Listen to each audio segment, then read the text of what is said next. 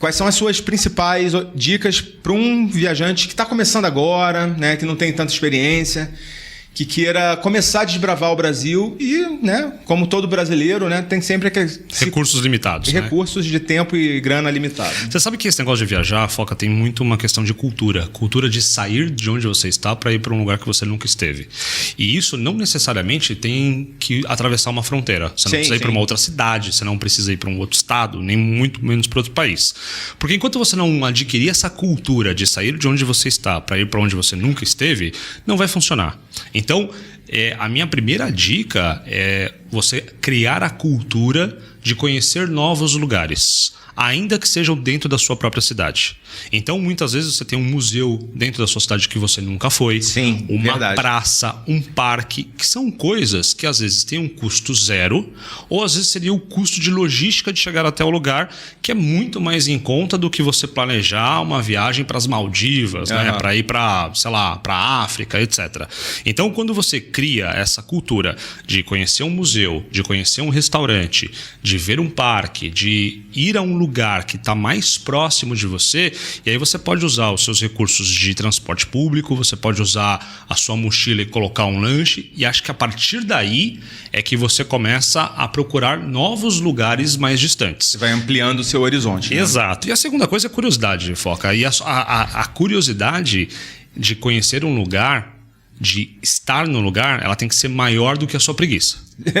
Porque são forças que conflitam dentro da gente. Porque às vezes você está curioso, mas você olhou por uma página e foi o suficiente. Mas quando a sua curiosidade de mexer, de tocar, de ver é maior do que a sua preguiça, aí funciona melhor também. Você é aqui de São Paulo, né? E os arredores aqui de São Paulo. Eu sou do Rio, posso falar um pouquinho também, né? Aliás, você conhece muito bem o Rio, né? E os seus arredores também. Sim.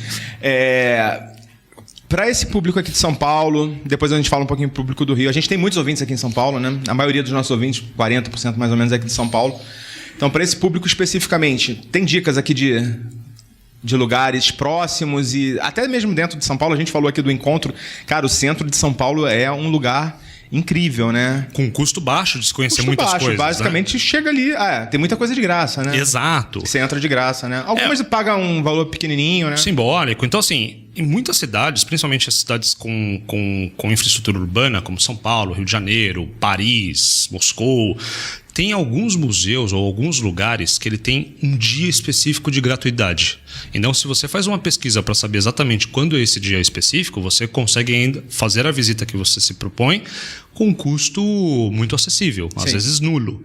Então, em São Paulo, aos sábados, o custo para vários lugares ou é zero ou próximo de zero. Então isso facilita bastante porque você tem um dia de uma confluência grande e você consegue fazer várias visitas. Eu me lembro que a gente foi no Museu da Língua Portuguesa, que é sensacional, né? É uma instalação muito bem montada, né? Coisa realmente muito bem feita, pensada assim para a experiência do visitante, né? Não só uma exposição, né, de coisas ali para você ler, né? Ou então... É muito interessante. Quem não foi, por favor, visite o Museu da Língua Portuguesa. E a gente não pagou nada, eu acho, no dia. Ou pagou um valor de R$1, sei lá. Acho que a gente fez uma reserva pelo site antes, alguma coisa do tipo, né? E em vários lugares em São Paulo e no Rio de Janeiro também acontece do mesmo jeito, Foca. Se você pega... Eu vou pegar um exemplo no Rio, né? Tem lá o Real Gabinete da Leitura Portuguesa. Cara, eu tava pensando nele agora, porque é um lugar que eu, morando no Rio, nunca entrei. E é maravilhoso, cara. Um lugar incrível. É lindo, né? Lindo para você fotografar, lindo para você conhecer a história, lindo para você estudar. Sim, né? Sim. Então, você pode ir lá ler um livro. Exatamente. Algo um pouco raro hoje em dia. Eu tava conversando sobre isso, né? A gente tá consumindo muito vídeo, né, cara? Exato. Assim, e áudio, né, também, né? Às vezes vídeo pelo áudio, né? Que você tá ali ouvindo, fazendo outra coisa, né? Exatamente, porque às vezes você tá numa corrida muito forte da sua vida ou você precisa aproveitar para se informar enquanto você tá numa logística de deslocamento. Sim, você trânsito, né? Isso, mas academia. Agora, por exemplo, quem é leitor e sente prazer de leitura e tal, sempre vai estar com o livro na mão, vai buscar alguma coisa, mas são prazeres. Eu nunca falo que a leitura é um hábito, é um prazer. O livro de papel, né, é quase um fetiche, né, hoje em dia. Né? Exatamente. E é engraçado que muitas coisas a gente começa a falar, inclusive até no próprio turismo, é que o futuro, às vezes, é voltar para o passado. Porque às vezes você tem tanto aplicativo, você tem tanta facilidade tecnológica que às vezes você quer ter a experiência de fazer as coisas como elas eram feitas do jeito anterior. E assim, eu concordo contigo muito, sabe? Porque eu sinto que a gente está perdendo um pouco da experiência, da surpresa, né? Daquele impacto do desconhecido, né? Eu costumo brincar, né, no podcast que, né, o Despachados é uma viagem rumo ao desconhecido, né? E isso está se perdendo um pouco, né? Eu estou, inclusive, planejando uma viagem, porque, assim, a gente precisa sair da zona de conforto, né? Eu sinto necessidade de sair da minha zona de conforto, de ir para um lugar diferente, de uma cultura diferente, uma língua diferente. Eu preciso passar um perrengue. Eu acho que enquanto eu não passar um perrengue, eu não sossego. Porque tem algumas histórias, por mais que você passou uma determinada dificuldade, ela vai ficar marcada na sua vida. Sim, você não esquece. Exatamente. Às vezes uma experiência positiva, às vezes vai ficando ali, como é que fala? Fade, né? Vai dando fade, né? Vai apagando, né? Exato. Com o tempo. O perrengue não, o perrengue persiste, né?